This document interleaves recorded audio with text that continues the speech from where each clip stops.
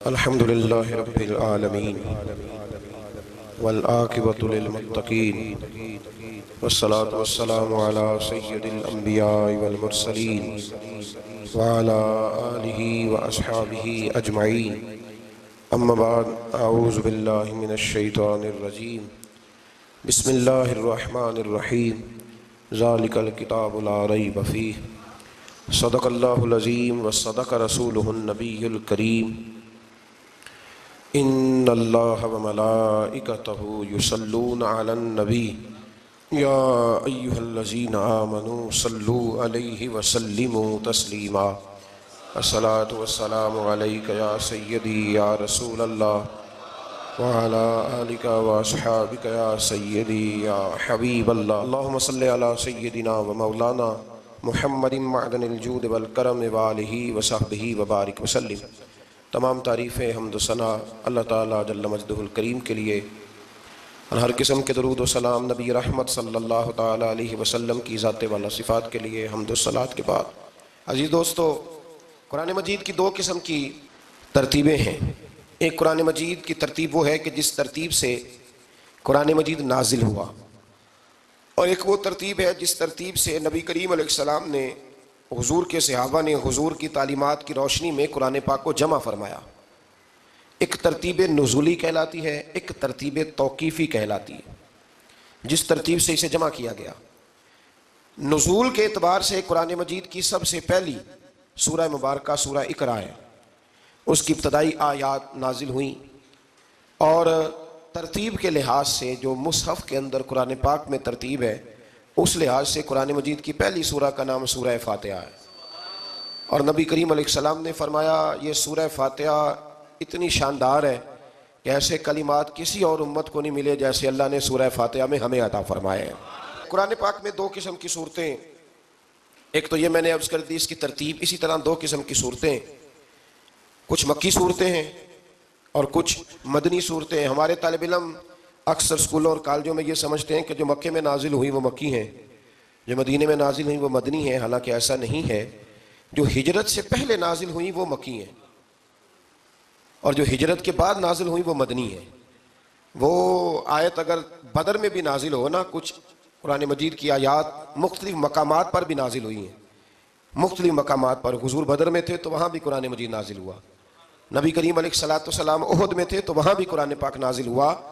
تو ترتیب یہ کی جائے گی کہ جو صورتیں ہجرت سے پہلے نازل ہوئیں وہ مکی ہیں، اور جو ہجرت کے بعد نازل ہوئیں وہ مدنی ہیں۔ سورہ فاتحہ کا آغاز اور قرآن مجید کی ہر سورت کا آغاز سوائے سورہ توبہ کے بسم اللہ شریف سے ہوتا ہے، اور نبی کریم علیہ الصلوۃ والسلام نے اتنا زور دیا کہ حضور فرمانے لگے دروازہ بند کرنے سے پہلے بھی بسم اللہ شریف پڑھا کرو، اور برتن ڈھانپنے سے پہلے بھی بسم اللہ شریف پڑھا کرو۔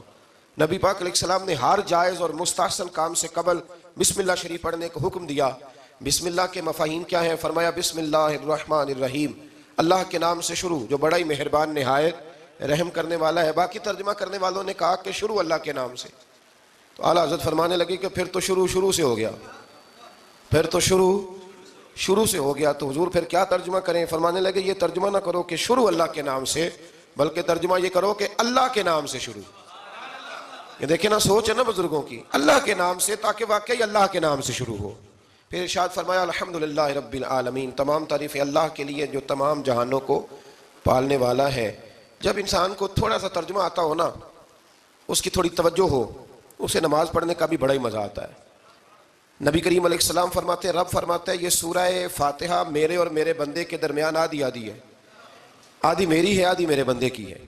جب وہ کہتا ہے نا مالک یوم الدین، پر یہاں تک وہ میری تعریف کرتا ہے، ایاک نعبد و ایاک نستعین تک پہنچتا ہے، تو اب میرا اور اس کا آدھا کام شروع ہو جاتا ہے۔ پھر آگے میرا بندہ جب مجھ سے دعا مانگتا ہے تو یہ اس کے الفاظ ہیں جو میں اپنے فضل سے قبول فرمایا کرتا ہوں۔ تو ارشاد فرمایا تمام تعریفیں اللہ کے لیے جو تمام جہانوں کا پالنے والا ہے، الرحمن الرحیم، بڑا ہی مہربان ہے نہایت۔ یہ رحمان مبالغے کا صیغہ ہے، یعنی اتنا رحم کرنے والا کہ جتنا کوئی اور رحم نہ کر سکے، اس لیے اللہ ہی رحمان ہو سکتا ہے، بندہ کوئی رحمان نہیں ہو سکتا۔ بندے کو رحیم کہا جا سکتا ہے، نبی پاک رحیم ہے لیکن رحمان نہیں ہے، اس لیے کسی بھی انسان کا نام رحمان نہیں ہو سکتا۔ کسی دکان پر بعض اوقات لوگ نام رکھ لیتے ہیں رحمان بک ڈپو، تو یہ درست نہیں ہے۔ بندے کا نام رحمان نہیں ہو سکتا، عبد الرحمان، اس لیے کہ یہ لفظ رحمان خدا کے علاوہ کسی اور کے لیے بولنا درست نہیں ہے۔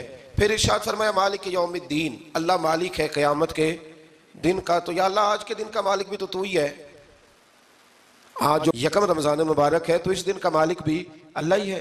تو یہ جو خاص کر کہا مالک یوم الدین، اس کا معنی یہ ہے کہ یہاں کچھ لوگ عارضی طور بھی تو بعض چیزوں کے مالک ہیں نا، یہ زمین میری ہے، یہ گھڑی میری ہے، یہ گھر میرا ہے، یہ بچے میرے ہیں، عارضی طور پر بھی تو لوگ مالک ہیں، لیکن قیامت کے دن عارضی طور پر بھی کوئی مالک نہیں ہوگا۔ قیامت میں ساری بادشاہی فقط میرے اللہ کی ہوگی۔ بلکہ رب کریم فرمائے گا کہاں ہیں وہ لوگ جو دنیا میں بادشاہ بنا کرتے تھے، کدھر؟ بڑے بڑے کج کلا جو کہتے تھے کہ ہم اٹھتے ہیں تو لوگ اٹھتے ہیں، بیٹھتے ہیں تو دنیا بیٹھ جاتی، وہ کہاں ہے؟ جب کوئی نہیں بولے گا تو رب فرمائے گا للہ الواحد القہار، آج ایک رب واحد اور قہار کی حکمرانی ہے۔ پھر ارشاد فرمایا ایاک نعبد و ایاک نستعین، بے شک ہم تیری ہی عبادت کرتے ہیں اور تجھی سے مدد چاہتے ہیں۔ عبادت بھی اللہ کی ہے اور مدد بھی، یہ جو بندوں کے ذریعے بعض اوقات مدد ہوتی ہے تو یہ مدد بھی اللہ کی ہے، یہ مدد بھی اللہ کی ہے۔ یہ کسی بندے نے مائک بنایا ہے جس کی مدد سے آپ تک آواز جا رہی ہے، تو اس کو عقل کس نے دی تھی بنانے کی؟ تو پھر مدد کس کی ہوئی؟ اللہ کی۔ تو دنیا میں کوئی بھی جو مدد کرتا ہے وہ اللہ کے ولی کریں، نبی کریں، پیغمبر کریں، تو وہ مدد کس کی ہے؟ اللہ کی، اس لیے کہ وہ ذاتی طور پر کچھ بھی نہیں کر سکتے، اگر اللہ انہیں توفیق نہ دے وہ کسی کی مدد نہیں کر سکتے۔ تو ایاک نعبد و ایاک نستعین، ہم تیری ہی عبادت کرتے ہیں، تجھی سے مدد چاہتے ہیں۔ اہدنا الصراط المستقیم، اے اللہ ہمیں سیدھا راستہ دکھا۔ کون سا راستہ سیدھا ہے؟ کون سا راستہ سیدھا ہے؟ تو اللہ نے خود ہی فرمایا ایسے ہی نہ بھٹک جانا، راستہ سیدھا وہ ہے صراط الذین انعمت علیہم، ان لوگوں کا راستہ سیدھا ہے جن پر اللہ نے انعام فرمایا ہے۔ اور وہ کون ہے؟ قرآن مجید نے خود فرمایا انعم اللہ علیہم من النبیین والصدیقین والشہداء والصالحین، وہ نبی ہیں، صدیق ہیں، شہید ہیں اور نیک لوگ ہیں۔ فرمایا اپنی مرضی کے راستے پہ چلو گے تو بھٹک جاؤ گے، رب کی بارگاہ میں سوال کرنا کہ وہ تمہیں نبیوں کے، صدیقوں کے، شہیدوں کے اور نیک لوگوں کے راستے پہ چلائے۔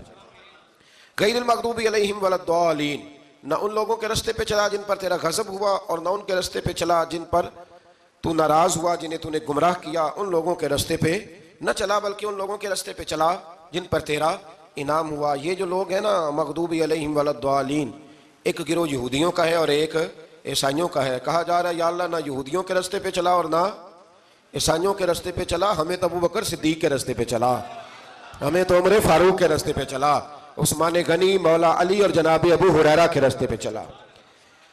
اب یہ سورہ فاتحہ کا تو میں نے مکمل ترجمہ عرض کیا۔ سورہ بقرہ یہ قرآن مجید کی سب سے بڑی سورہ ہے۔ ایک حدیث اس کی فضیلت پہ سن لے، نبی کریم علیہ السلام نے فرمایا جس گھر میں سورۃ بقرہ پڑھی جائے نا، فرمایا جن کیا وہاں سے تو شیطان بھی بھاگ جاتا ہے۔ سورہ بقرہ گھروں میں پڑھیں، یہ سب سے بڑا تعویذ ہے۔ اگر گھر میں جنات ہوں، کوئی آسیب ہوں، اور یہ وہ والا تعویذ ہے جو مدینے والے رسول نے عطا فرمایا ہے۔ یہ سب سے بڑی سورہ ہے۔ مفسرین فرماتے ہیں اگر کوئی استدلال کی قوت رکھتا ہو تو ایک 100 چیز کا اللہ نے حکم دیا ہے، بلکہ امام اعظم فرماتے ہیں 100 تھوڑی ہے، میری نظر سے پڑھو تو 1000 چیزوں کا حکم دیا ہے، 1000 سے منع کیا ہے، اور 1000 قسم کی نصیحتیں اللہ کریم نے سورہ بقرہ کے اندر فرمائی ہیں۔ اس سورہ مبارکہ کا جو پہلا رکوع ہے نا، اس میں جو سب سے پہلی آیت ہے وہ ہے الف لام میم، ان کو کہتے ہیں حروف مقطعات۔ پہلا لفظ ہی جب کوئی قرآن مجید کا پڑھتا ہے نا، بہت بڑا عالم فاضل، بہت بڑا محدث، تو اسے یہ کہنا پڑتا ہے کہ میں نہیں جانتا، اللہ جانتا ہے یا اللہ کا رسول جانتا ہے۔ الف لام میم کا معنی ہم نہیں جانتے، اللہ جانے یا اللہ کا رسول جانے، یا جس کو وہ دونوں بتا دیں وہ جانتا ہے، ورنہ یہ اللہ اور اس کے رسول کا راز ہے۔ یہ آگے ارشاد فرمایا ذالک الکتاب لا ریب فیہ، یہ وہ عظیم کتاب ہے جس میں شک کی کوئی گنجائش نہیں ہے۔ ھدی للمتقین، یہ ہدایت ہے پرہیزگاروں کے لیے۔ سوال یہ ہوتا تھا کہ یا اللہ جو متقی پرہیزگار ہیں وہ تو پہلے ہی ہدایت پہ ہیں، تو قرآن بھی اگر انہیں ہدایت دے گا تو پھر جو گنہگار ہیں ان کی ہدایت کہاں ہے؟ تو اس آیہ مقدسہ کا معنی مفسرین نے یہ بیان فرمایا ہے کہ مطلب اس کا یہ ہے کہ قرآن ہدایت دیتا سب کو ہے، لیکن اس سے ہدایت حاصل متقی لوگ کرتے ہیں۔ بارش برستی ہے نا سب جگہوں پہ، لیکن اگر کسی نے فرش کرایا ہو، ٹائلیں لگوائی ہو، تو وہاں پھل پھول اگ سکتے ہیں، سبزہ اگ سکتا ہے، اس کے لیے زمین کا زرخیز ہونا شرط ہے۔ قرآن مجید سب کو ہدایت دیتا ہے، لیکن قرآن مجید سے ہدایت لیتے وہ ہیں جنہیں اللہ نے تقوی والا دل عطا فرمایا ہے، ڈرنے والا دل دیا۔ آگے جو آیات ہیں نا 5، ان میں اللہ تبارک و تعالیٰ نے متقی لوگوں کی فضیلت بیان کی ہے، نشانیاں بیان کی ہیں کہ وہ کون ہوتے ہیں۔ ان میں پہلا ارشاد فرمایا کہ متقی وہ ہوتا ہے جو غیب پہ ایمان لے آتا ہے، اس چکر میں نہیں پڑتا کہ آنکھوں سے دیکھوں گا تو مانوں گا۔ اور دوسرا فرمایا متقی وہ ہوتا ہے جو نماز قائم کرتا ہے اور اللہ کے دیے ہوئے رزق سے اللہ کے راستے میں خرچ کرتا ہے۔ اور تیسرا فرمایا متقی وہ ہوتے ہیں کہ محبوب جو قرآن ہم نے آپ پہ نازل کیا اس پر بھی ایمان لاتے ہیں، اور جو آپ سے پہلے نازل کیا گیا اس پر بھی ایمان لاتے ہیں، یعنی تورات کو، زبور کو، انجیل کو، اس کو بھی وہ مانتے ہیں۔ اور پھر اللہ کریم نے فرمایا اولئک علی ھدی من ربہم واولئک ھم المفلحون، یہ جو لوگ ہیں نا غیب پر ایمان لانے والے، نماز پڑھنے والے، زکوٰۃ دینے والے، پچھلی کتابوں کو بھی ماننے والے، نبیوں کو بھی ماننے والے اور رسول پاک پر ایمان لانے والے، فرمایا یہ وہ لوگ ہیں جو اللہ کی طرف سے ہدایت پر ہیں، اور یہ وہ لوگ ہیں جو دنیا میں بھی کامیاب ہو جائیں گے اور آخرت میں بھی کامیاب ہو جائیں گے۔ پھر آگے نا اللہ تبارک و تعالیٰ نے کفار کا ذکر فرمایا ہے 3 آیات کے اندر۔ مومن کے بعد دوسرا درجہ کس کا ہے ذکر میں؟ کافر کا۔ پہلے بات ہوئی 5 آیات میں مومنوں کی، اب 3 آیات میں ذکر کیا گیا پکے کافروں کا۔ مومن وہ ہوتا ہے زبان سے بھی اللہ اور اس کے رسول کو مانے، ان کی لائی ہوئی چیزوں کو مانے اور دل سے بھی تسلیم کرے، اور کافر وہ ہوتا ہے کہ جو نہ زبان سے مانتا ہے اور نہ ہی دل سے تسلیم کرتا ہے۔ پھر اللہ تبارک و تعالیٰ نے 13 آیات کے اندر، 3 آیتوں میں کافروں کا ذکر کیا اور 13 آیات کے اندر پھر منافقین کا ذکر فرمایا ہے۔ منافق اس کو کہتے ہیں، منافق اس کو کہتے ہیں جو زبان سے تو دعوے اونچے اونچے کرتا ہے ایمان کے، لیکن اس کے دل میں ایمان موجود نہیں ہوتا۔ آپ حیران ہوں گے، یہیں پہ بات کو ذرا غور سے سمجھیں کہ مومنوں کا ذکر 5 آیات میں اور کفار کا 3 آیات میں، پکے کفار کا، اور منافقین کے لیے اللہ نے اگلے ہی رکوع میں 13 آیات بیان فرمائی۔ 13، یہ خطرناک گروہ ہے منافقین کا، یہ خوفناک لوگ ہیں، یہ وہ چھپی ہوئی بیماری ہے کہ جس کو پکڑنا تھوڑا مشکل ہے۔ کچھ بیماریوں کو ڈاکٹر کہتے ہیں نا یہ خاموش قاتل ہے، قتل کر دیتی ہے پر پتہ نہیں لگنے دیتی، اسی طرح منافقین کا ٹولہ ہے۔ قرآن مجید کہتا ہے ان منافقین کے بارے میں وَمِنَ النَّاسِ مَن يَقُولُ آمَنَّا بِاللَّهِ وَبِالْيَوْمِ الْآخِرِ وَمَا هُمْ بِمُؤْمِنِينَ، اے محبوب کچھ لوگ کہتے ہیں ہم اللہ اور آخرت پر ایمان لائے، لیکن وہ ایمان لانے والے نہیں ہیں۔ تو جب رب کہتا ہے نہیں ہے، آج کسی کو کہہ دیا جائے نا کہ وہ بندہ جھوٹا کلمہ پڑھتا ہے، اس کی باتیں نہیں بتاتی، تو کہتے ہو آپ ایک کلمہ گو کو برا کہہ رہے ہیں۔ تو یہاں تو اللہ ان کے کلمے کا بھی اعلان فرما رہا ہے اور ان کے نفاق کا بھی اعلان 13 آیات میں۔ اور رب فرماتا ہے یخادعون اللہ والذین آمنوا وما یخدعون الا انفسهم وما یشعرون، فرمایا وہ اللہ کو دھوکہ دینا چاہتے ہیں اور مومنوں کو، حالانکہ نہیں دھوکہ دیتے مگر اپنی ہی جانوں کو، انہیں شعور ہی نہیں۔ اللہ تبارک و تعالیٰ نے 13 آیات کے اندر، مکہ مکرمہ میں منافق کوئی نہیں تھا جب تک حضور نے ہجرت نہیں کی تھی۔ کیوں؟ اس لیے کہ وہاں جو کلمہ پڑھتا تھا اسے مار کھانی پڑتی تھی۔ تو کسی کو کیا مصیبت پڑی تھی جھوٹا کلمہ پڑھ کے مار کھائے؟ مدینے میں جب اسلامی حکومت قائم ہو گئی نا، تو کچھ لوگوں نے اسلامی حکومت سے فائدہ لینے کے لیے جھوٹے موٹے کلمے پڑھ لیے، اندر کفر رکھتے تھے، اوپر سے اظہار اسلام کرتے تھے۔ تو رب فرماتا ہے کہ ان کا یہ ایمان قابل قبول نہیں ہے۔ تو یا اللہ پھر کس کا ایمان قابل قبول ہے؟ تو اللہ کریم نے فرمایا وَإِذَا قِيلَ لَهُمْ آمِنُوا كَمَا آمَنَ النَّاسُ، جب ان سے کہا جاتا ہے نا اس طرح ایمان لاؤ جس طرح دوسرے لوگ لائے، یعنی ابو بکر صدیق کی طرح ایمان لاؤ، عمر فاروق کی طرح ایمان لاؤ، عثمان غنی کی طرح، مولا علی کی طرح، بلال حبشی کی طرح، تو کیا جواب دیتے ہیں؟ قالوا انؤمن كما آمن السفهاء، کیا اس طرح ایمان لائیں جس طرح یہ بیوقوف ایمان لائے؟ الا انهم هم السفهاء، اللہ فرماتا ہے خبردار بے شک وہی بیوقوف ہیں، ولکن لا يعلمون، لیکن انہیں اس کا علم نہیں ہے۔ وہ کہا کرتے تھے کہ یہ تو بیوقوف ہے معاذ اللہ، ابو بکر صدیق نے سارا ہی مال دے دیا نبی پاک کو، عمر فاروق نے آدھا دے دیا، مولا علی نے سارا کچھ حضور کے نام کر دیا، عثمان جو کماتے محنت کے ساتھ وہ سارا وہاں جا کے پیش کر دیتے، تو بیوقوفی ہے۔ آج بھی کچھ لوگ کہتے ہیں کلمہ پڑھنا چاہیے سیدھا سیدھا، یہ کیا بات ہو گئی کہ اب بندہ مسیطڑی ہو جائے، کاروبار بھی تو کرنا ہے نا، نماز روزہ بھی، تو بیوقوفی ہے۔ اللہ جواب دیتا ہے، فرمایا الا انہم هم السفہاء، خبردار بیوقوف تو تم ہو کہ میرے محبوب کی شریعت کا، دین کا، روحانیت کا سورج چمک رہا اور تم نے فیض ہی کوئی نہیں حاصل کیا۔ تو میرے بھائیوں، صحابہ کا ایمان وہ ایمان ہے، اہل بیت نبوت کا وہ ایمان ہے کہ اللہ کو ایمان بھی وہ والا پسند ہے جو حضور کے غلاموں جیسا ایمان ہو۔ اللہ تبارک و تعالیٰ نے منافقین کا ذکر فرمایا، تو پھر اللہ کریم نے فرمایا یہ تو وہ بیوقوف لوگ ہیں اس آدمی کی طرح جو آگ جب پوری جلا لیتا ہے نا، روشنی پھیل جاتی ہے تو پھر اللہ اس کا نور لے جاتا ہے۔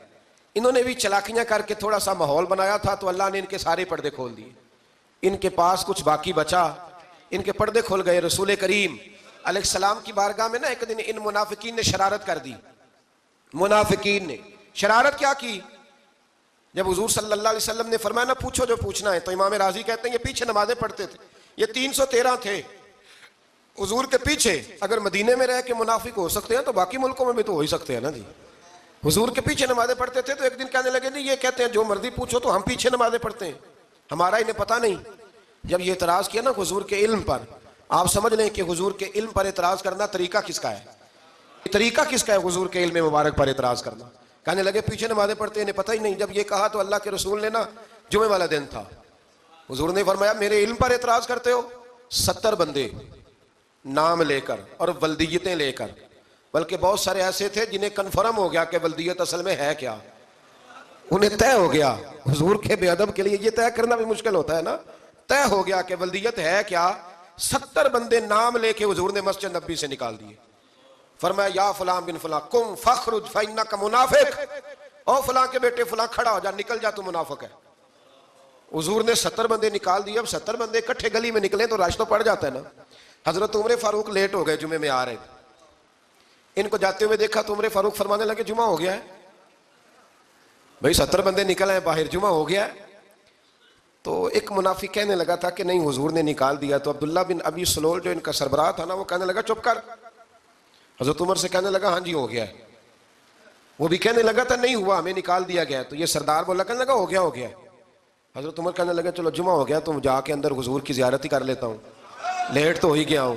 حضرت عمر اندر چلے گئے تو پیچھے سے وہ منافقین اپنے سردار سے کہنے لگے کہ 2 منٹ میں عمر کو پتہ چل جائے گا کہ تم نے جھوٹ بولا ہے. عمر کو جا کے پتہ چل جائے. کہنے لگا بڑے پاگل ہو، میں نے تمہاری جان بچائی ہے، نبی پاک نے تو مسجد سے نکالا ہے نا. تو عمر کو پتہ چل جاتا نا منافق ہیں. تو ابو بکر بھی مسجد میں تھے، علی بھی مسجد میں تھے، عثمان بھی مسجد میں تھے، بچانے والا ہی کوئی نہیں تھا. عمر نے تلوار لے کے تو دنیا سے نکال دینا تھا. تو میں نے جان بچائی ہے، آپ جائیں گے نا اندر تو حضور ٹھنڈا کر دیں گے، فرمائیں گے چلو میں نے نکال جو دیا ہے. تو یہ وہ منافقین کی جماعت ہے. دوسرے سے تیسرے رکوع میں نا اللہ تعالیٰ نے انسان کو یاد کرایا ہے کہ تو نے عبادت اپنے رب کی کرنی ہے. اور فرمایا رب تمہارا وہ ہے جس نے تمہارے لیے زمین کو فرش بنایا ہے، آسمان کو چھت بنایا ہے، اور آسمان سے پانی برسا کے تو زمین سے پھل اگائے ہیں، رزقا لکم، وہ بھی تیرے کھانے کے لیے اگائے ہیں. وہ جو آسمان سے بارش برسا کے زمین سے سبز اور پھل اگائے ہیں تو وہ بھی تیرے لیے. جب سارا کچھ تیرے لیے بنایا تو بھی تو عبادت کرنا اپنے رب کی، پھر کسی کو اس کا شریک نہ ٹھہرا. ایک چیلنج بھی کیا قرآن مجید نے اس رکوع کے اندر. کہا کرتے تھے مکے کے لوگ کہ آپ قرآن مجید کی آیتیں نبی کریم علیہ السلام سے کہا کرتے تھے کہ معاذ اللہ آپ خود بناتے ہیں، بنا کے لاتے ہیں. تو اللہ کریم نے فرمایا وَإِن كُنتُمْ فِي رَيْبٍ مِّمَّا نَزَّلْنَا عَلَىٰ عَبْدِنَا فَأْتُوا بِسُورَةٍ مِّن مِّثْلِهِ، اگر تمہیں شک ہو نا اس میں جو ہم نے بندہ خاص پہ نازل کیا ہے تو تم بھی اس جیسی ایک صورت بنا کے لاؤ. پڑھے لکھے تو تم بھی ہو نا، مکے میں تم بھی رہتے ہو، تو ایک صورت بنا کے لاؤ. قرآن مجید ہم سے چھینا گیا ہے سازش کے تحت، اس لیے کہ جس قوم کو قرآن آ جاتا ہے نا پھر کوئی کافر اس کا مقابلہ نہیں کر سکتا. دیکھیں نا اگر کافروں کے پاس جواب ہوتا قرآن پاک کا تو بدر اور احد میں نا کوئی آیت بنا کے لاتے قرآن کے مقابلے کی، تلواریں لے کے نہ آتے. ان کے پاس جواب ہی نہیں تھا. اور قیامت تک کسی کافر کے پاس قرآن مجید کا کوئی جواب، قرآن کا کوئی جواب، قسم اللہ کی جواب کوئی نہیں قرآن کا، اس کا کوئی جواب نہیں. کیا بات ہے قرآن پاک کی. وہ ایک دفعہ مسلمہ کذاب بے ایمان کہنے لگا میں نے بنا لیا ہے قرآن پاک کا جواب. معاذ اللہ. جواب کیا بنایا؟ وہ سورت ہے نا القاریہ ملقاریہ وما ادراک ملقاریہ، کھڑکھڑانے والی کیا ہے، کھڑکھڑانے والی تمہیں کیا پتا کیا ہے کھڑکھڑی، قیامت کا ذکر ہے. کہنے لگا میں نے اس جیسی صورت بنا لیا. تو کیا بنایا؟ الفیل ملفیل وما ادراک ملفیل. کہنے لگا ہاتھی، تمہیں کیا پتا کیا ہاتھی، تم کیا جانو کیا ہاتھی. تو پاس جو اس کے اپنے بیٹھے تھے نا چیلے، کہنے لگے چپ کر جا، سارے زمانے کو پتا ہاتھی کیا ہوتا ہے. تو پاگل ہے، اس کے 2 کان ہوتے ہیں، ایک سونڈ ہوتی ہے، 4 اس کے پیر ہوتے ہیں. بیوقوف آدمی، قرآن کا مقابلہ کرنا ہے تو کچھ چج کے ساتھ کر، پاگلوں کی طرح مقابلہ کرے گا، جوتے کھائے گا بھی ہمیں بھی پڑھوائے گا. تو قرآن مجید کا کوئی مقابلہ کر سکا؟ تو اس آیہ مبارکہ میں اللہ نے کافروں کو یہ کہا اگر مقابلہ نہیں کر سکتے تو پھر اللہ سے ڈرو ورنہ دوزخ میں ڈالے جاؤ گے، وہ جس کا ایندھن آدمی اور پتھر ہے، اور بنائی بھی کافروں کے لیے گئی ہے. اعدت للکافرین، جہنم کس کے لیے بنائی گئی ہے؟ کافروں اور منافقوں کے لیے. مسلمانوں کے لیے بنائی گئی، مسلمان مرضی سے چھلانگے لگائیں تو ان کی موج ہے، ورنہ ان کے لیے جہنم، ان کے لیے اللہ نے جنت بنائی ہے. اور یہ بات کرتے ہی رب کریم نے فرمایا اے محبوب علیہ الصلوۃ والسلام مومنوں کو خوشخبری دے دیں کہ اللہ نے ان کے لیے جنت بنائی ہے، اس میں باغات ہیں، انہیں رزق دیا جائے گا کھانے کے لیے، اور اس میں انہیں پاکیزہ بیویاں دی جائیں گی، اور پھر وہ اس میں ہمیشہ رہیں گے، انہیں اس سے نکالا نہیں جائے گا۔ آگے جو آیات کریمہ ہے نا، اس کے اندر اللہ تبارک و تعالیٰ نے فرمایا ہے کہ اللہ حیا نہیں کرتا سمجھانے کے لیے مچھر کی مثال بھی دینی پڑے۔ فرمایا قرآن سے کچھ لوگ ہدایت حاصل کرتے ہیں اور کچھ گمراہ ہو جاتے ہیں۔ جب لوگ اپنی مرضی کی تشریحات چاہتے ہیں تو گمراہ ہوتے ہیں، اور جب قرآن کو رسول اللہ صلی اللہ علیہ وسلم اور امت مسلمہ کی تشریحات کی روشنی میں سمجھتے ہیں تو پھر اللہ ہدایت عطا فرماتا ہے۔ پھر اللہ تبارک و تعالیٰ نے آگے ارشاد فرمایا حضرت آدم کی پیدائش کا واقعہ۔ کچھ مفسرین نے لکھا اللہ نے مشورہ کیا تھا فرشتوں سے، وَإِذْ قَالَ رَبُّكَ لِلْمَلَائِكَةِ إِنِّي جَاعِلٌ فِي الْأَرْضِ خَلِيفَةً، لیکن کچھ مفسرین کہتے ہیں کہ اللہ کو ضرورت نہیں فرشتوں سے مشورہ کرنے کی، اللہ نے فرشتوں سے مشورہ نہیں کیا، بلکہ رب نے انہیں آگاہ فرمایا تھا کہ میں لگا ہوں زمین پہ اپنا نائب بنانے، میں خلافت دینے لگا ہوں زمین پہ۔ اب یہ تو دینے والے کی مرضی ہے نا، اس نے کس کو دینی ہے، یہ تو دینے والے کی مرضی ہے نا، اس نے۔ تو کچھ لوگ کہتے ہیں کہ دینے والے سے زیادہ ہمیں پتہ ہے، تو فرشتوں کو بھی یہ اجتہادی خطا ہو گئی، کہنے لگے یا اللہ اسے نہ بنانا، یہ فساد کرے گا، یہ خون ریزیاں کرے گا۔ تو اللہ نے فرمایا جو میں جانتا ہوں وہ تم، اللہ اکبر۔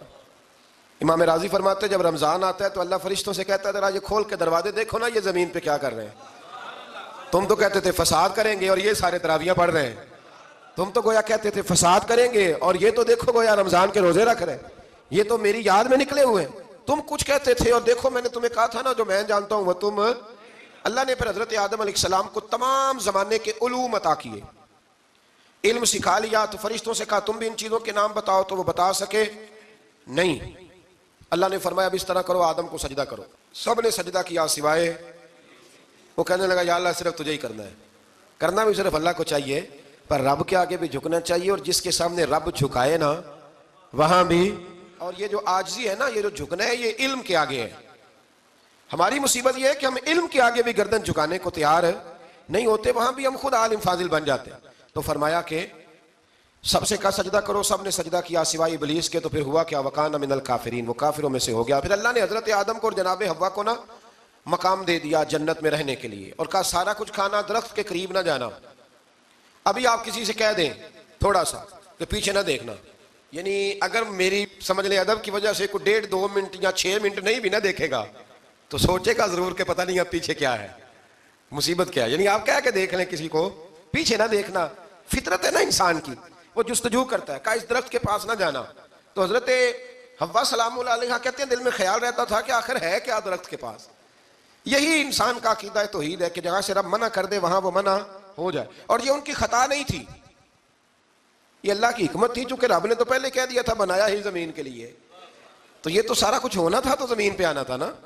تو حضرت حوا اور جناب آدم کے پاس شیطان آیا، اب اس کو نکال تو دیا تھا پر ابھی اس کا جنت میں آنا جانا بند نہیں ہوا تھا، یہ بھی اللہ کی حکمت تھی۔ تو وہ کہنے لگا تمہیں پتہ ہے بعد میں مر جاؤ گے، تو حضرت حوا کہنے لگی کیا موت بھی آئے گی؟ کہاں، اس کی تکلیف بھی بڑی ہوگی، تو پھر بچیں گے کیسے؟ تو کہنے لگے پھل کھا لو اس درخت کا، تو بچنے کے لیے پھل کھایا تھا۔ جس طرح لوگ آج بہت سارے کام بچنے کے لیے کرتے ہیں پر بچ سکتے، بچنے کے لیے پھل کھایا، تو اللہ نے فرمایا زمین پہ چلے جاؤ۔ تو حضرت آدم زمین پہ آئے، پھر کئی 100 سال روتے رہے، فَتَلَقَّى آدَمُ مِن رَبِّهِ کلمات، تو پھر اللہ نے خود ہی جناب آدم کو کچھ کلمے سکھائے۔ علامہ اسماعیل لکی فرماتے ہیں وہ کلمے یہ تھے کہ حضرت آدم نے میرے نبی کا وسیلہ پیش کیا، اللہ کریم نے جناب آدم کی دعا کو مقبول فرما لیا۔ پھر آگے بنی اسرائیل کا ذکر آ جاتا ہے، اللہ تعالیٰ نے بنی اسرائیل، آج آپ اسی قوم کو یہودی کہتے ہیں، ان کو اللہ نے اس زمانے میں فضیلت عطا کی تھی بہت زیادہ۔ تو عرب کے اندر جب نبی پاک علیہ السلام نے اعلان نبوت کیا تو کچھ لوگوں نے یہ کہہ دیا کہ اگر یہ یہودی کلمہ پڑھ لیں گے تو ہم بھی پڑھ لیں گے، تو پھر اللہ نے انہیں یاد کرایا کہ تم اصل میں کیا ہو، تمہیں کلمہ پڑھنا چاہیے۔ تو اہل یہود کا تذکرہ کرتے کرتے رب کریم نے ایک بات یہ بھی ارشاد فرمائی کہ تم لوگوں کو تو کہتے رہے ہو کہ وہ نبی آنے والے ہیں، وہ نبی آنے والے ہیں، اور جب آ گئے ہیں تو ماننے کو تیار نہیں ہو۔ تو فرمایا تأمرون الناس بالبر وتنسون انفسکم وانتم تتلون الکتاب، لوگوں کو بھلائی کا حکم دیتے ہو اور اپنے آپ کو بھول جاتے ہو، افلا تعقلون، تمہیں عقل نہیں؟ پھر اللہ نے انہیں یہ بھی یاد کرایا کہ یاد کرو وہ زمانہ کہ جب فرعون نے خواب دیکھ لیا تھا کہ کوئی بچہ اس کی سلطنت کو تباہ کرے گا، تو پھر اس نے تمہارے بچوں کو ذبح کرانا شروع کیا اور تمہاری بیٹیوں کو چھوڑتا تھا۔ فرمایا یہ بھی تو تم نے دیکھا، میں نے تمہیں پھر تم سے کہا جہاد کرو قوم عمالقہ کے خلاف، تو مقام طیہ میں جا کے یہ لوگ کہنے لگے ہم سے جہاد نہیں ہوتا۔ اللہ نے انہیں ایک میدان میں قید کر دیا، بڑی دلچسپ بات، قید تو لوگ ہوتے ہیں نا چار دیواری میں. تو اللہ نے بنی اسرائیل والوں کو جب انہوں نے کہا جہاد نہیں کریں گے تو اللہ نے میدان میں قید کر دیا. میدان میں. یہ یاد رکھیں, جب انسان اللہ کی نافرمانی کرتا ہے تو اسے ایسی قید ملتی ہے جس کا اس نے تصور بھی نہیں کیا ہوتا. ایک میدان ہے مقام طیہ, قید ہو گئے. سارا دن سفر کرتے تھے, سارا دن. تو رات کو تھک کے سوتے تھے, صبح اٹھتے تھے نا جب, تو وہیں ہوتے تھے جہاں کل صبح چلے تھے. تو رب جب کسی کو قیدی بناتا ہے تو اسے زنجیروں کی, سلاخوں کی ضرورت. دعا فرمائے اللہ تبارک و تعالی غموں سے نجات عطا فرمائے. یہ دعا فرمائے. ایسی قید دیتا ہے کہ جس سے پھر چھٹکارا ہو سکتا. تو بنی اسرائیل کا بہت زیادہ تذکرہ اس بارے میں اللہ تبارک و تعالی نے پھر بیان کیا, اور پھر کہا کہ انہیں جو حکم دیا جاتا تھا یہ اس کی سرتابی کرتے تھے. پھر اللہ نے ان پر ذلت نازل کر دی اور یہ ہمیشہ اس کا شکار رہے. قوم سبت کا ذکر فرمایا اللہ نے. ہفتے والے دن کچھ لوگ نافرمانی کرتے. ہمارے بھی ہیلے بہانے ہیں نا آج کل کاروبار میں. تو اسی سپارے کی آیت نمبر 65 کے اندر اللہ تعالیٰ نے حضرت داؤد کی قوم کا ذکر کیا کہ اللہ نے انہیں حکم دیا تھا کہ ہفتے والے دن مچھلیاں نہیں پکڑنی. تو وہ کہتے تھے چلو ہاتھ لگا کے نہیں پکڑنی, ہاتھ لگا کے. وہ ہمارے لوگ ہیلے بہانے تلاش کر لیتے ہیں نا. وہ بڑے جناب انشورنس والا آ گیا, اب وہ بینک والا آ گیا, وہ فلانے صاحب آ گئے, وہ تروڑ مروڑ کے کہانیاں باتیں, اور پھر ہمیں بھی رستے مل جاتے ہیں بچنے کے. مفتی صاحب نے کہہ دیا تھا, ایک مولانا سے میں نے ان کو کہا ہفتے والے دن مچھلیاں نہیں پکڑنی. کا نہیں پکڑتے, چھوٹے چھوٹے حوض بنا لیے. تو مچھلیاں زیادہ آتی تھی اس دن, یہ بھی اللہ کی قدرت تھی. نماز کے وقت گاہک زیادہ آتے ہیں, یہ اس کی قدرت ہوتی ہے. تو وہ مچھلیاں حوض میں جمع ہو جاتی ہیں. یوں سمجھ لیں کہ جال انہوں نے لگا لیے ہوئے تھے, تو جال میں وہ پھنستی رہتی تھی, حوضوں میں آتی رہتی تھی. ہفتے کو نہیں پکڑتے تھے, اتوار کو پکڑ لیتے تھے. تو پھر اللہ نے انہیں سزا دی. فرمایا تماشے کرتے ہو اللہ کے حکم کے ساتھ. کیا سزا دی؟ فَقُلْنَا لَهُمْ كُونُوا قِرَادَةً خَاسِئِينَ. فرمایا بندر بن جاؤ دھتکارے ہوئے. جو رزق حرام طریقے سے کماتے تھے رب انہیں بندر بنا دیتا تھا. ابھی بھی میں نے دیکھے ہیں بڑے بڑے تاجر پاگلوں جیسی زندگی گزار رہے ہیں. نفسیاتی طور پہ سکون نہیں ہے, کروڑوں روپیہ پڑا ہے. کیوں؟ اس لیے کہ رب کے بتائے ہوئے طریقے کے مطابق تجارت نہیں کرتے. آگے ایک اور دلچسپ بات آ گئی. بنی اسرائیل کے اندر نا ایک شخص نے اپنے چچا کو قتل کر دیا جائیداد کے لیے. یہ دیکھیں کب سے لوگ جائیداد کے لیے قتل کرتے آ رہے ہیں. چچا کو قتل کر دیا, اور قتل کر کے حضرت موسیٰ علیہ السلام کے پاس آئے کہ میرے چچا کو کسی نے قتل کر دیا ہے, تو بتائیں کیا کرنا ہے. تو آپ نے فرمایا کہ گائے ذبح کرو, اور اس کا ایک ٹکڑا مقتول کو مارو, مرنے والے کو. وہ خود اٹھ کے بتا دے گا مجھے کس نے قتل کیا ہے. اب ارادہ نہیں تھا گائے ذبح کرنے کا, تو بہانے کرنے لگے. ارادہ نہیں نہ ہوتا تو پھر کیا ہوتے ہیں, کہنے لگے گائے کس طرح کی ہو, بوڑھی ہو کہ بچی ہو, رنگ کیسا ہو, جوان ہو کہ چھوٹی ہو, حال میں ایک دفعہ چلنا سیکھ گئی ہو یا ابھی نہ سیکھی ہو. تو بتاتے گئے تو رب بھی شرطیں بیان کرتا گیا. گہرے زرد رنگ کی ہو, حال کے اندر اسے نہ چلایا گیا ہو, پانی نہ نکالا گیا ہو, نہ بچی ہو نہ جوان ہو, اس کے درمیان ہو. یہ ساری شرطیں کہاں پائی جاتی تھیں؟ حضرت موسیٰ علیہ السلام کی قوم کا ایک شخص تھا جو اللہ کا ولی تھا. وہ جب انتقال کرنے لگا نا, اللہ اکبر, دیکھو رب ولیوں کی اولادوں پر بھی کتنا فضل فرماتا ہے. وہ جب انتقال کرنے لگا تو ایک اس کے پاس چھوٹی سی بچیا تھی, گائے کی بچی. اس نے جنگل میں چھوڑ دی. کہنے لگا یا اللہ میں تیرے نام پہ چھوڑتا ہوں, میرا بچہ جوان ہو جائے تو اسے دے دینا, اور تو سرمایہ ہی کوئی نہیں. بچہ بڑا ہوا تو بچہ بھی بڑا نیک تھا, اپنی ماں کا بڑا فرما بردار تھا. اس کی ماں نے کہا بیٹا تیرے باپ نے ایک گائے چھوڑی تھی. تو بچہ جنگل میں گیا اور جا کے کہنے لگا اے اللہ میری گائے مجھ سے ملا دے. تو رب کریم نے وہ گائے واپس کر دی. وہ گائے گھر لے آیا. اب وہ کہنے لگا اماں بیچ دوں. تو اماں کہنے لگی بیٹا میرے پوچھے بغیر نہ بیچنا. کئی دفعہ گاہک لگے, پر اس نے کہا جب تک میری اماں نہ کہے گی میں بیچوں گا. ادھر بنی اسرائیل والے شرطیں جتنی گائے کے بارے میں پوچھ چکے تھے وہ ساری اسی گائے میں پائی جاتی تھی. تو یہ ڈھونڈتے ڈھونڈتے وہاں پہنچ گئے. تو کہنے لگے گائے چاہیے. تو اس نے کہا بھی تمہاری مرضی سے نہیں, قیمت میری مرضی کی.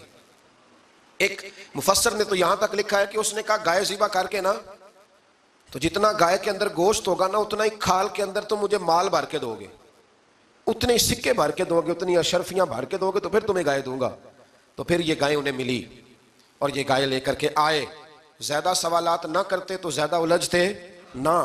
ہم بھی دین کے معاملے میں بڑے سوال جواب کرتے ہیں, اتنا سوال کریں جتنی اس کی ضرورت ہے. ان لوگوں نے سوالات زیادہ کیے تو پھر الجھ زیادہ گئے. تو میرے بھائی اس کا ذکر بھی اللہ تبارک و تعالیٰ نے پہلے پارے کے اندر بیان فرمایا. پھر اللہ کریم نے فرمایا کہ کچھ ایسے لوگ بھی ہیں یہودیوں میں سے جن کا دعویٰ ہو گیا ہے کہ ہم اللہ کے بڑے پیارے ہیں. فرمایا یہ صرف ان کے منہ کی باتیں ہیں, یہ تو قیامت میں پتہ چلے گا نا کہ اللہ کا پیار کس کے ساتھ زیادہ ہے. اور پھر یہ بھی یہودیوں نے دعویٰ کیا ہے, اسی پارے میں اللہ فرماتے ہیں کہ ان کا دعویٰ ہے کہ ہم اللہ کے بڑے پیارے ہیں, جنت میں ہم ہی جائیں گے. تو اللہ فرماتے ہیں پھر مرنے کی دعا تو کرو. جنت میں تو مار کے جانا ہے نا، لیکن رب فرماتے ہیں یہ کبھی مرنے کی دعا نہیں کریں گے، اس لیے کہ انہیں پتہ ہے کہ ہم نے آخرت کے لیے کیا بھیجا۔ لیکن جی پہلا حکم آ گیا یا ایھا الذین آمنوا کہہ کے، پہلی آیت قرآن پاک کی پہلے سپارے میں پہلی آیت جس میں اللہ نے کہا یا ایھا الذین آمنوا، تو پہلا حکم آمنوا کہہ کے آیت نمبر 104 میں جو اللہ نے حکم دیا ہے نا، وہ نبی پاک کی تعظیم کا حکم ہے۔ پہلا حکم ہی اللہ نے حضور کی عزت اور ناموس کا ارشاد فرمایا۔ پہلا اس ترتیب کے لحاظ سے وہ ہوا یہ کہ جب نبی پاک کو بات ارشاد کرتے تو صحابہ کرام اٹھ کے عرض کرتے رائینا یا رسول اللہ، حضور سمجھ نہیں آئی ذرا رعایت کر دیں۔ تو یہودیوں کی عبرانی زبان کے اندر ذرا کھینچ کے پڑھتے تھے رائینا، تو اس کا معنی بنتا تھا معاذ اللہ اے ہمارے چرواہے، بکریاں چرانے والے کو بھی وہ رائینا کہتے تھے۔ تو جب صحابہ یہ کہنے لگے تو اللہ نے منع ہی کر دیا، فرمایا میرے محبوب کے غلاموں، اس لفظ کے پیچھے چھپ کے لوگ میرے نبی کی بے ادبی کر جاتے ہیں، تو جس لفظ کا کوئی ایک معنی بے ادبی والا بنتا ہو وہ لفظ بھی میرے نبی کے لیے نہ کہو، لفظ وہ والے کہو جس میں کوئی بے ادبی کا معنی نکلے نہ۔ یہاں لوگوں نے بڑے بڑے لفظ نہیں بول دیے، پھر کہتے میرا مطلب یہ تھا، میرا مطلب وہ تھا، تو نے وہ لفظ بولا کیوں جس کا کوئی غلط مطلب بھی نکل سکتا تھا۔ اللہ نے فرمایا یا ایھا الذین آمنوا لا تقولوا رائینا، اے ایمان والو رائینا کہو ہی نہ۔ تو یا اللہ کیا کہیں؟ فرمایا وقولوا انظرنا، تم کہو یا رسول اللہ ایک نظر فرمائیے۔ انداز دیکھیے، انظرنا ایک نظر۔ تو ہمارے بزرگ تو پہلے ہی بڑے پیار والوں نے کہہ دیا یا رسول اللہ انظر حالنا، کہتے کہاں سے لاتے ہو جملے؟ میں نے کہا اللہ کی کتاب سے، یا رسول اللہ انظر حالنا یا حبیب اللہ اسمع قالا، تو تم کہو انظرنا، محبوب نظر کرم کریں، واسمعوا، اور کیا ضرورت ہے دوبارہ پوچھنے کی؟ اللہ کہتا ہے پہلے ہی دھیان سے سنا کرو، پہلے ہی واسمعوا، پہلے یہ احتیاط سے سنو، وللکافرین عذاب علیم، اور کافروں کے لیے دردناک عذاب ہے۔ لیکن جی اسی پارے میں اللہ تبارک و تعالیٰ نے پھر اہل یہود کا ذکر کیا، تو یہود کہنے لگے کہ ہم حضرت ابراہیم کے ماننے والے ہیں، تو اللہ کریم نے وہ بھی ذکر کیا کہ میں نے تو ابراہیم کو آزمایا ہے، وَإِذِ ابْتَلَىٰ إِبْرَاهِيمَ رَبُّهُ بِكَلِمَاتٍ فَأَتَمَّهُنَّ، ہم نے ابراہیم کو کچھ چیزوں سے آزمایا ہے، وہ ہماری آزمائش پہ پورے اترے۔ قَالَ إِنِّي جَاعِلُكَ لِلنَّاسِ إِمَامًا، تو پھر ہم نے انہیں کہا کہ ہم آپ کو پوری دنیا کا امام بنائیں گے۔ وہ آزمائش کیا تھی؟ آگ میں جانا بھی آزمائش، بیٹے کا نہ ہونا بھی آزمائش، بیٹا ہوا تو پھر اسے وادی غیر ذی زرع میں چھوڑ کے آنا بھی آزمائش، بڑا ہوا تو پھر ذبح کرنا بھی آزمائش۔ فرمایا جہاں جہاں آزمایا ہے نا، ابراہیم ہماری آزمائش میں پورے اترے۔ فرمایا تو مفت میں حضرت ابراہیم کی اولاد بنتے ہو اور ان کا نام لیتے ہو اور ان کے ساتھ اپنا تعلق بناتے ہو، دیکھو تو صحیح وہ کتنی آزمائشوں سے گزرے۔ تو اس کا بھی اللہ نے اسی میں ذکر فرمایا۔ اور پھر وہ بات کرتے تھے حضرت یعقوب کی اور حضرت اسحاق کی، تو فرمایا وہ تو ہمارے اتنے خاص بندے تھے کہ وصال کے وقت بھی انہوں نے اپنی اولادوں کو نصیحت فرمائی تھی کہ اللہ کی توحید پہ قائم رہنا، اس کا ذکر بھی اللہ نے اسی پارے میں بیان فرمایا۔ اور جو حضرت ابراہیم اور جناب اسماعیل نے کعبہ تعمیر کیا تو اس کا ذکر بھی اللہ تعالیٰ نے اسی بارے میں فرمایا۔ اور فرمایا جب وہ کعبہ بنا رہے تھے تو کہہ رہے تھے ربنا تقبل منا، کہہ رہے تھے اے اللہ بنا ہم نے دیا ہے پر مہربانی فرما ہم سے قبول فرما لے۔ تو جو آیہ کریمہ آخر میں عرض کرنا چاہتا ہوں اس پر بھی تھوڑی توجہ فرمائیں گے تو بات بڑی نکھر کے باہر آئے گی۔ یہ 16ویں رکوع کے اندر اللہ نے پھر یہود اور عیسائیت کا ذکر فرمایا، تو اللہ کریم نے ایک بات ارشاد فرمائی۔ یہودیوں کے ہاں جب کوئی بچہ پیدا ہوتا تھا وہ پیلے رنگ کے ساتھ اس کو رنگتے تھے، یا کوئی خاص رنگ تھا ان کا، بچہ پیدا ہوتا تو اس پر وہ رنگ چڑھاتے کہ یہ جی ہمارے مذہب کا رنگ ہے۔ ہمارے ہاں بھی رسمیں ہیں نا اپنی اپنی، معاذ اللہ اپنی اپنی نہیں ہونی چاہیے، اللہ رسول کا حکم ہونا چاہیے۔ تو یہودیوں کے ہاں بچہ پیدا ہوتا تو ایک خاص رنگ چڑھاتے، عیسائیوں کے ہاں پیدا ہوتا تو وہ بھی ایک خاص رنگ چڑھاتے۔ تو مسلمانوں کے ہاں بچے پیدا ہوئے تو انہوں نے بھی توجہ کی کہ یہ کیا ہو رہا ہے، تو رب کریم نے فرمایا صبغۃ اللہ، رنگ اللہ کا ہی ہے، ومن احسن من اللہ صبغۃ، اور فرمایا اللہ کے رنگ سے زیادہ خوبصورت کس کا رنگ ہو سکتا ہے؟ اللہ کا رنگ کیا ہے؟ لا الہ الا اللہ محمد الرسول اللہ صلی اللہ علیہ۔ فرمایا نیلے پیلے کالے رنگ نہ چڑھاؤ، اپنے ذہن پر توحید و رسالت کا رنگ چڑھاؤ، یہ سب سے بہترین رنگ ہے۔ اگر تمہارے ذہنوں پر رب رسول کی توحید کا رنگ چڑھ گیا تو یہ وہ والا رنگ ہے، پھر تمہیں کسی اور رنگ کی طرف جانے کی ضرورت نہیں پڑے گی۔ تو فرمایا رنگ وہ پیدا کرو جو توحید کا ہے، رسالت کا ہے، اس رنگ کی توجہ کرو۔ قرآن مجید کے اس بارے میں اللہ کریم نے مختلف باتیں بیان کر کے آخری رکوع میں یہ جو رنگ کا ذکر فرمایا نا، تو یہ لگتا ہے پورے پارے کا خلاصہ ہے کہ رب کریم نے فرمایا اصل بات یہ ہے کہ تمہاری سوچوں پہ رب رسول کی توحید و رسالت کا رنگ ہونا چاہیے۔ ہر وقت بچہ پیدا ہو، کوئی دنیا سے جائے تو رنگ کس کا ہونا چاہیے؟ اللہ رسول کے دین کا۔ اللہ تعالیٰ ہمیں سمجھنے کی توفیق عطا فرمائے۔ آخر دعوانا الحمدللہ۔